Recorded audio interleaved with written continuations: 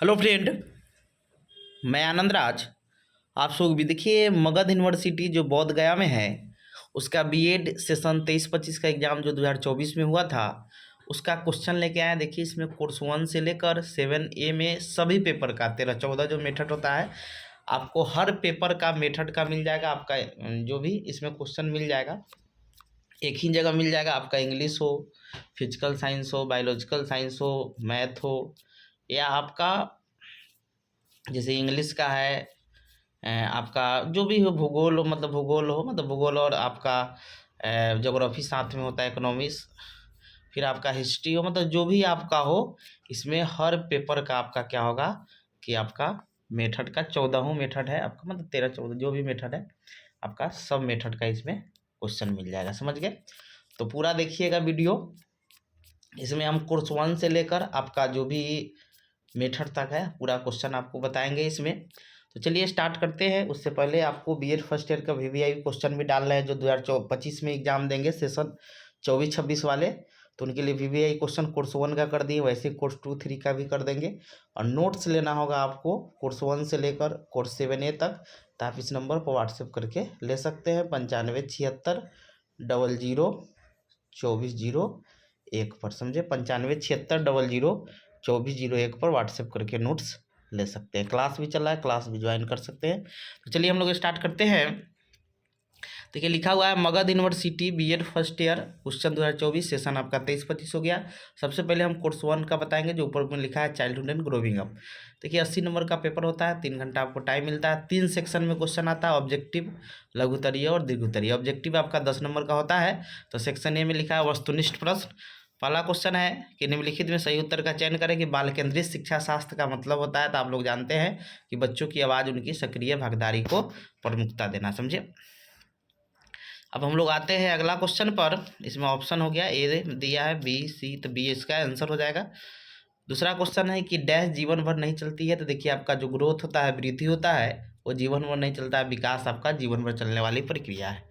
अगला क्वेश्चन है कि परिवार बच्चों में समाजीकरण में डैश भूमिका निभाती है। तो आप जानते हैं परिवार समाजीकरण में प्राथमिक भूमिका निभाती है। तो प्राथमिक आपका सी ऑप्शन में है, आंसर क्या हो जाएगा आपका सी। वही स्कूल पूछ देता था, एक सेकेंडरी होता है यानी माध्यमिक हो जाता।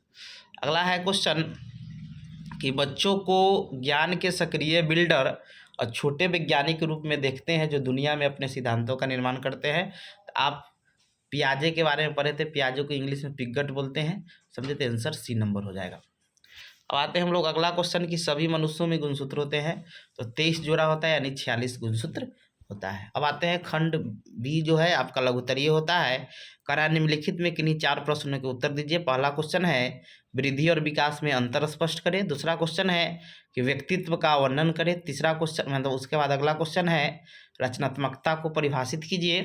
पांचवा क्वेश्चन है अधिगम से आप क्या समझते हैं। छठा है बालकों तथा किशोरों की मीडिया कैसे प्रभावित करता है। सातवां क्वेश्चन है पियाजे का संज्ञानात्मक विकास का सिद्धांत क्या है। मतलब इस 7 में से कोई आपको 4 क्वेश्चन का जवाब देना। अब आते हैं सेक्शन सी में। आपका दीर्घोत्तरीय होता है। करा निम्नलिखित में किन्हीं 5 प्रश्नों के उत्तर दीजिए। एक क्वेश्चन आपका 10 नंबर का होता है कि बाल विकास पर प्रकृति और पालन पोषण के प्रभाव का वर्णन करें। दूसरा क्वेश्चन है संज्ञानात्मक और भावात्मक पहलुओं के संदर्भ में विकास के चरणों की व्याख्या कीजिए। 10वां क्वेश्चन है कि इरिक्सन द्वारा बाल विकास के मनोसामाजिक चरणों का वर्णन करें। और 11 क्वेश्चन है बाल विकास की विशिष्ट एजेंसी की सूची बनाइए और स्कूल की भूमिका सविस्तार वर्णन करें। 12 नंबर क्वेश्चन है हाशिया पर रहने वाले बच्चों की समस्या का उल्लेख करें और उनकी स्थिति को बढ़ावा देने के लिए किए जाने वाले उपायों पर चर्चा करें। अब आते हैं हम लोग 13वां क्वेश्चन है कि बच्चों के सामाजिक और भावात्मक विकास में खेल गतिविधि की भूमिका पर चर्चा करें।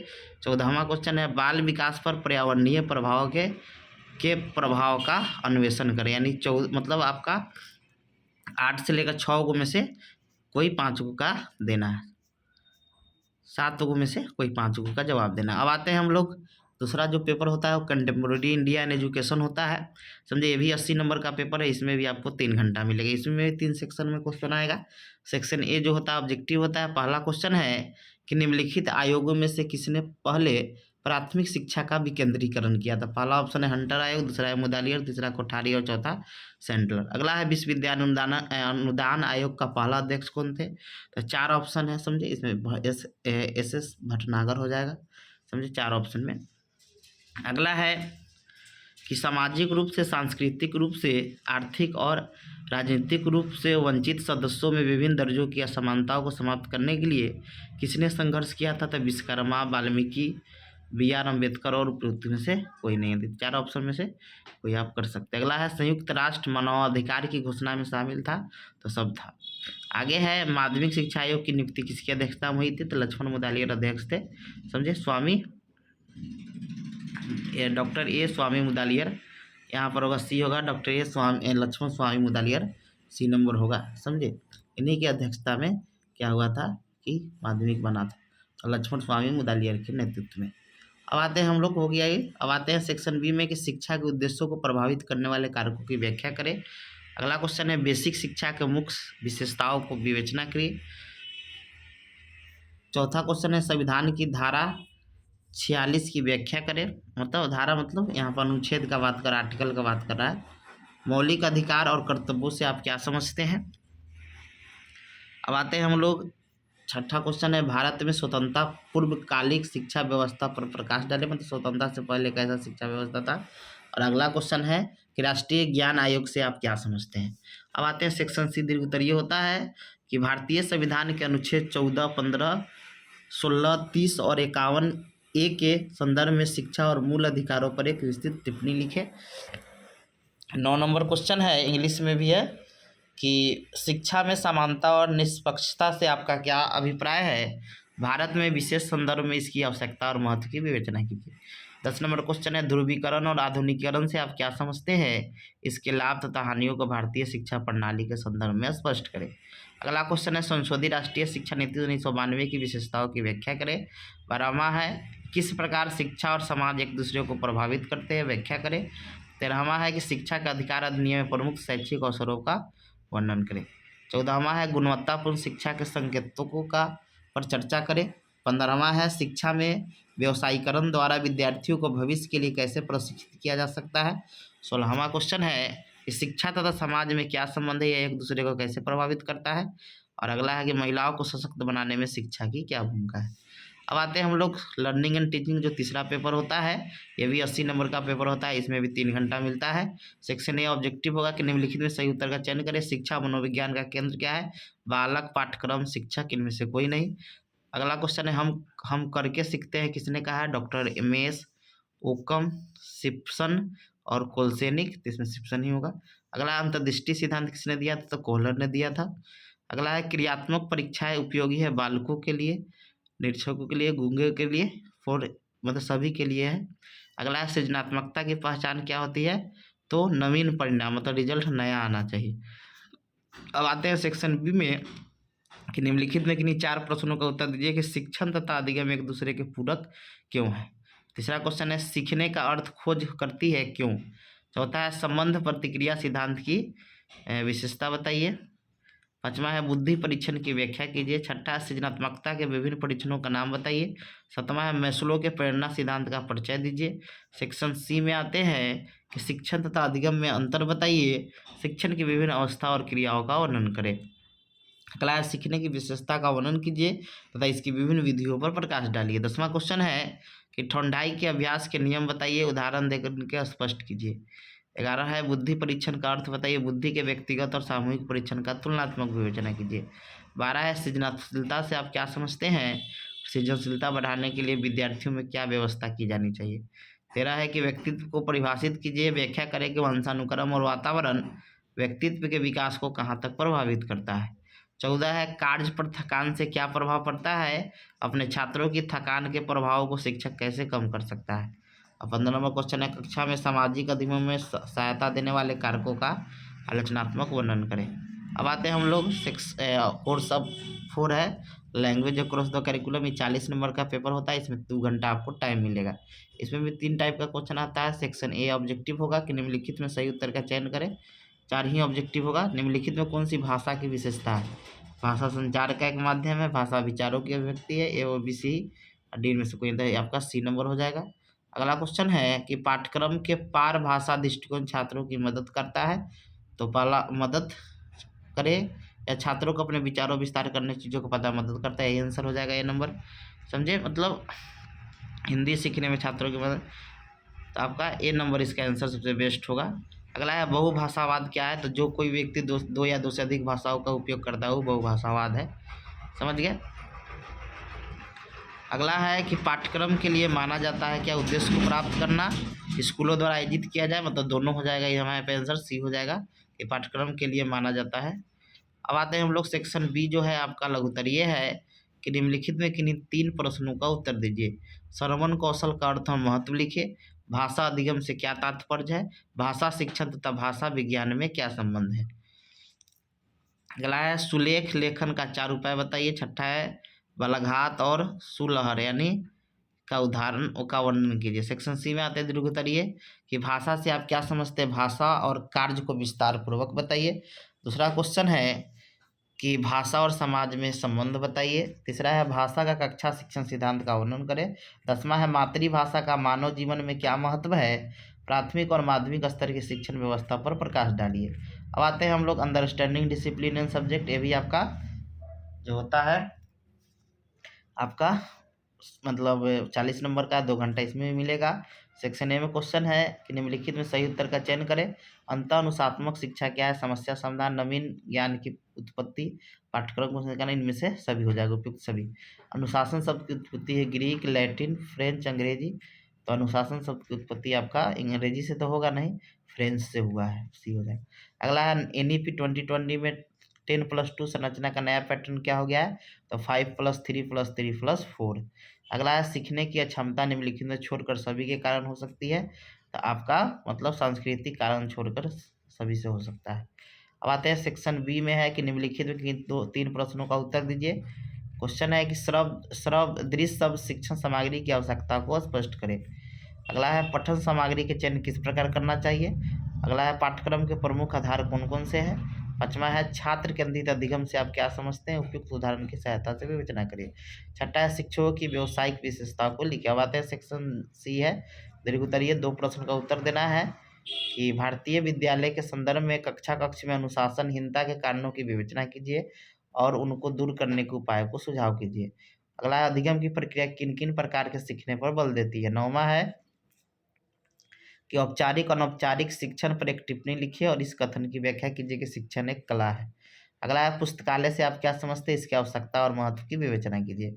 अब आते हैं हम लोग जेंडर स्कूल एंड सोसाइटी में, समझे आपका ये भी 40 नंबर का पेपर है, 2 घंटा इसमें मिलेगा। ऑब्जेक्टिव क्वेश्चन में पहला है कि निम्नलिखित सही उत्तर का चयन करें कि पितृसत्तात्मक क्या है, तो समाज की ऐसी व्यवस्था जिससे पुराना पुरुष परिवार का मुखिया होता है, समझे, तो यहाँ पर ए नंबर हो जाएगा, महिला का कोई योगदान नहीं। अगला है मातृ समाज क्या है, जहाँ पर महिलाओं का मतलब प्रधानता हो, समझे, यानी माँ से लेकर बेटी तक संपत्ति हस्तांतरण नहीं, इसमें ऑल ऑफ दीज हो जाएगा, समझे, पुरानी महिला परिवार का मुखिया होता है। अगला है निम्नलिखित में कौन सा लिंग और शिक्षा का एक सिद्धांत नहीं है, समाजीकरण सिद्धांत, समाज संरचना और विघटनकारी, यहाँ पर जो समान सिद्धांत है ये इसका आंसर नहीं होगा, समझे, लिंग और शिक्षा का आपका समान सिद्धांत नहीं होता है, यानी बी नंबर इसका आंसर हो जाएगा। अगला रचनात्मकता का पिता कौन है, समझे, 4 ऑप्शन है इसमें, रोवेल, जोरम ब्रूनर, जीन पिगट और वाइगोस्की। अगला है सेक्शन बी में आते हैं, निम्नलिखित में किन्हीं 3 प्रश्नों को उत्तर दीजिए कि घरों में महिलाओं असुरक्षा का एक ज्वलंत समस्या है, स्पष्ट करें। तीसरा है लिंग असमानता में परिवार की भूमिका बताइए। चौथा है विद्यालय और कक्ष में दायित्वों का वर्णन करें। 5वां है कि यौन शिक्षा के क्षेत्र और यौन शिक्षा की समस्याओं को स्पष्ट करें। 6ठा है समाजीकरण में विद्यालय की भूमिका को स्पष्ट करें। अब आते हैं सेक्शन सी जो दीर्घोत्तरीय है, 2 प्रश्न का उत्तर देना है कि पुरुष और महिलाओं में अंतःक्रिया किन किन रूप में पाई जाती है। 8वां क्वेश्चन है कि भारत में महिलाओं की शिक्षा की मुख्य समस्या क्यों है, इन समस्या में संतोषजनक समाधान बताइए। 9वां विद्यालय छोड़ने में लैंगिक विभिन्नता के प्रमुख कारणों की विवेचना कीजिए। 10वां है लिंग असमानता की चुनौती में शिक्षकों की भूमिका स्पष्ट कीजिए। अब आते हैं हम लोग, अब मेथड है, पूरा मेथड का बताएंगे, जो इतना भी मेथड है आपका टीचिंग मेथड हो गया आपका, समझे। सबसे पहले आपका हो गया इंग्लिश का, समझ गए, तो आपका ऑल ऑफ द मतलब लिखा है लॉन्ग क्वेश्चन है पहले सेक्शन ए में कि 2 क्वेश्चन का जवाब देना है कि write and essay of constructive and multi language approach of language teaching. दूसरा है what is mean by objective type test, write the importance of evaluation. तीसरा है कि what is the meant by planning in teaching, prepare a detail lesson plan of any unit of class 9th student English. मतलब कोई 9th आपको एक lesson plan, इसमें से कोई 2 क्वेश्चन का आपको जवाब देना है। अब आते हैं सेक्शन बी, शॉर्ट क्वेश्चन है कि पहला क्वेश्चन है कि which grammar is more helpful to the learner, give reason. इसमें कोई भी 3 क्वेश्चन का जवाब देना है। अगला है mention the various qualities needed for becoming successful teacher of English. मतलब इंग्लिश टीचर के क्या क्या गुण होना चाहिए। अगला है what is the meaning and importance of audio visual aid in teaching English. अगला है what is the main problem and difficulties that face the teaching and learning English as a foreign language. अगला है what is the meaning and significance of remedial teaching. अब आते हैं section C जो objective type है कि fill in the blanks with preposition. तो इसमें पूछ रहा है कौन प्रीपोजिशन होगा, समझे। 4 ऑप्शन है, फॉर, इन, सिंस, फॉर। अगला है question find the correct meaning of the following word, मतलब इसका मीनिंग क्या है। अगला है डैश मटेरियल, मतलब इसका पूछ रहा है कि text, sound, graphic, motion, video and, मतलब ये क्या है, मल्टीमीडिया। आगे है what types of feeling reflect by the expression feel, इसका मतलब 4 ऑप्शन दिया। अगला how the teacher best teach writing skill to a class, 4 option है। The national curriculum framework 2005 stipulate the learning should be, मतलब पूछ रहा है कैसे लर्निंग था, समझे, 4 ऑप्शन दिया है। अगला है कि the 4 basic language skill for the categorize two broad hand, मतलब कौन कौन है, समझे। लिसनिंग एंड स्पीकिंग ये सब पूछ रहा है। अगला है HTML स्टैंड, मतलब एक कंप्यूटर का चीज़ है, हाइपर टेक्स्ट मार्कअप लैंग्वेज होता है, आपका 1 नंबर हो जाएगा। आगे आता है ज्योग्राफी और इकोनॉमिक्स का। तो देखिए निम्नलिखित में करा है कि नहीं 5 प्रश्नों को उत्तर दीजिए। इसमें ऑब्जेक्टिव नहीं पूछा, डायरेक्ट 5 क्वेश्चन लिखना होता है कि माध्यमिक स्तर पर भूगोल और एवं अर्थशास्त्र शिक्षण के लक्ष्यों और उद्देश्यों की व्याख्या कीजिए। अगला क्वेश्चन है सामाजिक विज्ञान के कोर विषयों के मध्य अंतर संबंधों का वर्णन करें। तीसरा क्वेश्चन है भूगोल के पाठ्यक्रम विकास के दृष्टिकोण का व्याख्या करें। चौथा है भूगोल के प्रभावशाली शिक्षण के विभिन्न विधियों की व्याख्या करें। पांचवा है प्रभावशाली पाठ्य योजना के आधारभूत विशेषताओं का वर्णन करें। कक्षा 10th के लिए भूगोल के पाठ्य योजना के प्रारूप उदाहरण के साथ तैयार कीजिए। छठा क्वेश्चन है भूगोल शिक्षण के कुछ प्रभावशाली शब्द सामग्रियों के बारे में चर्चा करें। 7वां है शिक्षण के स्तरों और चरणों का वर्णन करें। 8वां एक प्रभावशाली भूगोल शिक्षक की विशेषता की व्याख्या करें। 9वां है सामाजिक विज्ञान में मूल्यांकन के विभिन्न प्रकारों की व्याख्या करें। अब आते हैं निम्नलिखित में किन्हीं 2 प्रश्नों के उत्तर। अब जब मतलब इसमें 5 क्वेश्चन का 40 नंबर का होता ही है तो दे दिया, तो फिर ऑब्जेक्टिव क्वेश्चन कहला दिया है, पता नहीं है। निम्नलिखित में किन 2 प्रश्नों के उत्तर दीजिए कि भूगोल के पाठ्यपुस्तक की आवश्यक विशेषता। दूसरा है सूक्ष्म शिक्षण का चरण। तीसरा है शिक्षण के प्रकार, अर्थशास्त्र शिक्षण के विशिष्ट उद्देश्य।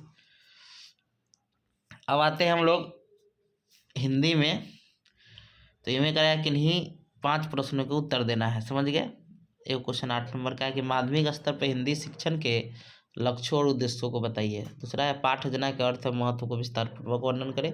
तीसरा है सस्वर वाचन और मौन वाचन में गुण बताइए। तीसरा है अगला क्वेश्चन है हिंदी भाषा और साहित्य भाषा के विकास की समस्या को बताते उनके समाधान कैसे करेंगे। अगला है भाषा कौशल का विकास की सहगामी क्रियाओं का वर्णन करें। अगला है सुलेख और शुद्ध लेख के अंतर एवं महत्व को स्पष्ट कीजिए। 7वां हिंदी सीखने में श्रवण कौशल का क्या महत्व है, इसकी विभिन्न चरणों की व्याख्या कीजिए। अगला क्वेश्चन है भाषा शिक्षण विधि का सविस्तार वर्णन करें। 9वां एक उत्तम पाठ्य योजना निर्माण के विभिन्न उपागमों का संक्षेप में प्रकाश डालें।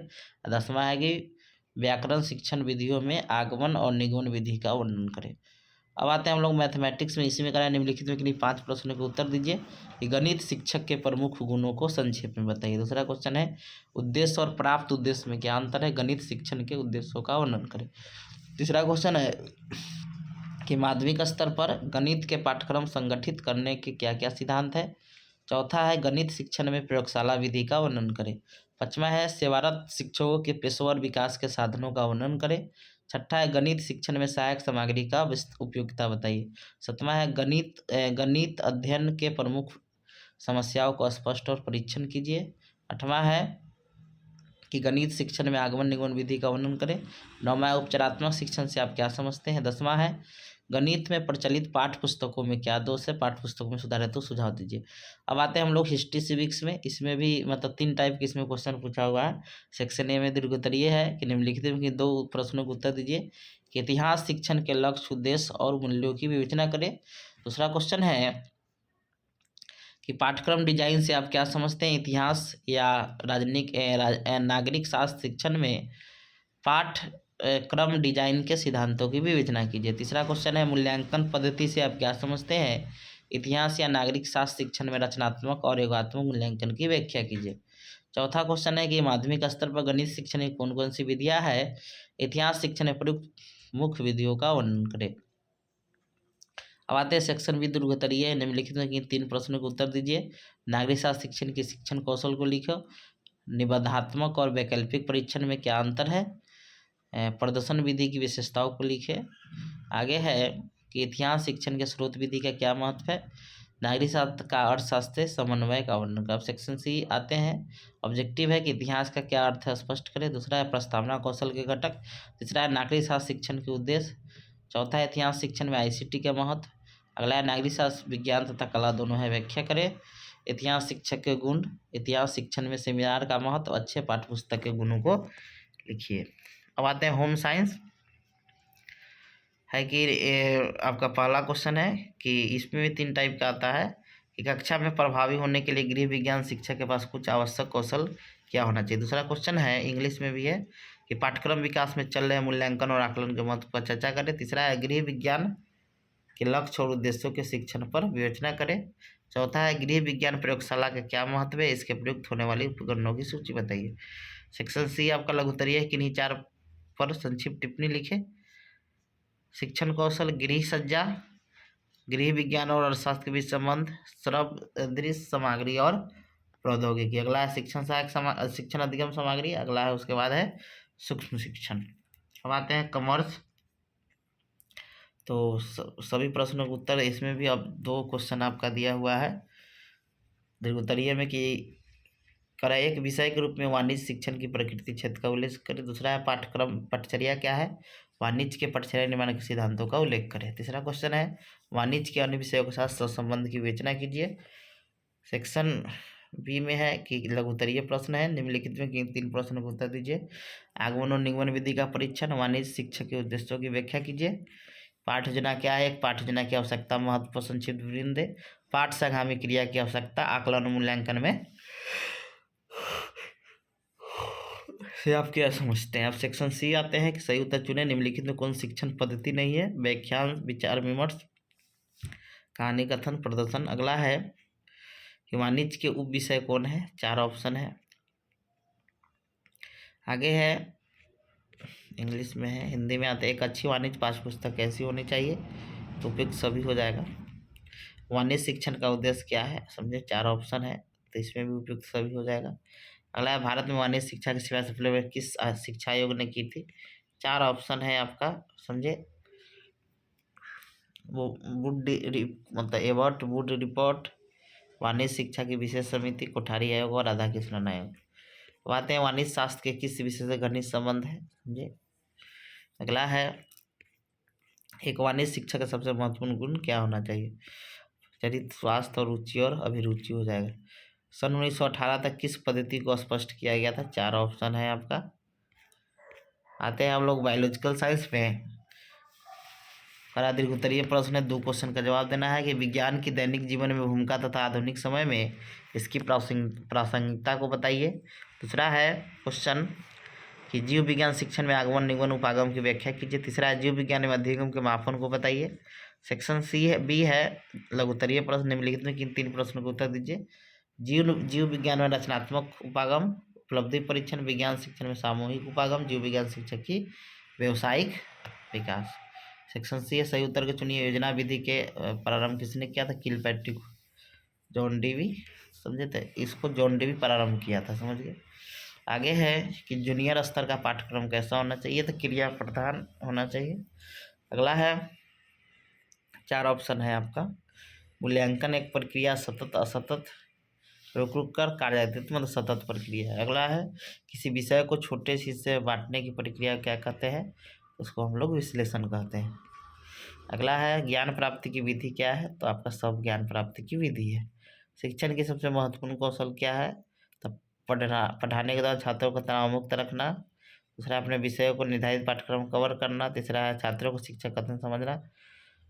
आपका 1 नंबर होगा कि पढ़ाने के दौरान छात्रों में तनाव मुक्त रखना। अब आते हैं, किसने सतत शिक्षा का सुझाव दिया था, 4 ऑप्शन है। मुदालियर आयोग, चड्डा आयोग, भोर आयोग और कोठारी आयोग। अगला, इनमें से कौन सा शिक्षण विधि नहीं है, 4 ऑप्शन है, मतलब इंटर्नशिप आपका शिक्षण विधि में नहीं आता है। अब आते हैं एलिमेंट्री एजुकेशन, समझे। निम्नलिखित में 2 प्रश्नों का उत्तर दीजिए। विभिन्न पंचवर्षीय योजनाओं में प्रारंभिक शिक्षा के विस्तार और सर्व शिक्षा अभियान की स्थिति की व्याख्या कीजिए। दूसरा क्वेश्चन है कि प्रारंभिक शिक्षा की गुणवत्ता, अवधारणा और सार्वभौमिक पहुंच की प्रमुख रणनीतियों की क्या क्या है। तीसरा क्वेश्चन है, प्रारंभिक शिक्षा लिए एनसीटी की भूमिका को लिखे। और आगे है 8वां कि प्रारंभिक विद्यालय शिक्षा किस प्रकार अभिभावकों और समुदायों के साथ क्षमताओं को विकसित कर सकते हैं। सेक्शन बी आते हैं, लघु उत्तरीय प्रश्न कि किन्हीं 4 पर संक्षिप्त टिप्पणी लिखे, कि भारत में प्रारंभिक शिक्षा के मुख्य पहलुओं को लिखे। आगे है कि प्रारंभिक स्तर पर पठचर्या के हस्तांतरण की व्याख्या करें। अगला है, सभी के लिए शिक्षा कार्यक्रम किस प्रकार प्रारंभिक स्तर पर शिक्षा को लाभ पहुँचा रहा है। डी है, प्रारंभिक शिक्षा में डाइट की भूमिका। और ई में है कि प्रारंभिक विद्यालय शिक्षकों के लिए अभिविन्यास और रिफ्रेशर कोर्स के महत्व की व्याख्या करें। अगला है, प्रारंभिक विद्यालय शिक्षकों को ट्रेनिंग यानी प्रशिक्षण प्रदान करने की प्रमुख संस्थाएं कौन है, संक्षिप्त में व्याख्या करें। अब आते हैं संस्कृत। निम्नलिखित में किन्हीं 5 प्रश्नों के उत्तर दें। संस्कृत भाषा का साहित्यिक महत्व को बताइए। संस्कृत भाषा का सामाजिक सांस्कृतिक महत्व को लिखे। आदर्श पाठ्य योजना के प्रारूप को बताइए। आचार्य पाणिनि के अनुसार भाषा शिक्षण कैसी होनी चाहिए, सविस्तार बताइए। भाषाई विविधता के कारण संस्कृत भाषा पर पड़ने वाले प्रभाव को लिखे। भाषा विज्ञान और आकृति विज्ञान के अर्थ को स्पष्ट करते हुए उनके अंतर को स्पष्ट कीजिए। 7वां है, भाषा विकास के लिए प्रयुक्त होने वाली सामग्रियों को विस्तार बताइए। 8वां है, लेखन कौशल क्या है, लेखन कौशल के प्रकारों को स्पष्ट करते इसके महत्व को बताइए। सतत मूल्यांकन और व्यापक मूल्यांकन में स्पष्ट करें। संस्कृत भाषा में प्रयुक्त होने वाली मूल्यांकन तकनीकों का उल्लेख करें। अब आते हैं फिजिकल साइंस कि निम्नलिखित में किन्हीं 2 प्रश्नों का उत्तर दीजिए। भौतिक विज्ञान शिक्षण के उद्देश्यों की चर्चा करें उदाहरण सहित। दूसरा क्वेश्चन है कि भौतिक विज्ञान शिक्षण में आगमन निगमन दृष्टिकोणों की चर्चा करें, इसके गुण दोषों को लिखे। तीसरा है, सतत और व्यापक मूल्यांकन से आप क्या समझते हैं, शिक्षकों के लिए किस प्रकार लाभदायक है। अगला क्वेश्चन है, निम्नलिखित में 3 प्रश्नों का उत्तर दीजिए। शिक्षण सामग्री का महत्व। दूसरा क्वेश्चन है, प्रोजेक्ट विधि के गुण और दोषों के विस्तार से बताइए। भौतिक विज्ञान में विज्ञान प्रयोगशाला की भूमिका पर चर्चा करें। क्रिया अनुसंधान के विभिन्न क्षेत्रों की चर्चा करें। वस्तुनिष्ठ और निबंधात्मक प्रकार के प्रश्नों के बीच क्या अंतर है। सेक्शन सी है, अनुदेशात्मक सामग्री के अवयव। दूसरा है पूछताछ दृष्टिकोण। तीसरा है नैदानिक परीक्षण। चौथा है विज्ञान शिक्षण में प्रदर्शन। अगला है सेवापूर्व व्यावसायिक विकास कार्यक्रम की आवश्यकता, सेमिनार, पाठ्य योजना का महत्व और पाठ्यक्रम विकास में रचनात्मक दृष्टिकोण। अब उर्दू तो पढ़ने नहीं आता है, हम धीरे धीरे स्क्रॉल कर देते हैं, आप देख लीजिएगा। ग्रुप ए है, समझ गए। ग्रुप ए इतना हो गया, यहाँ से यहाँ तक। Group B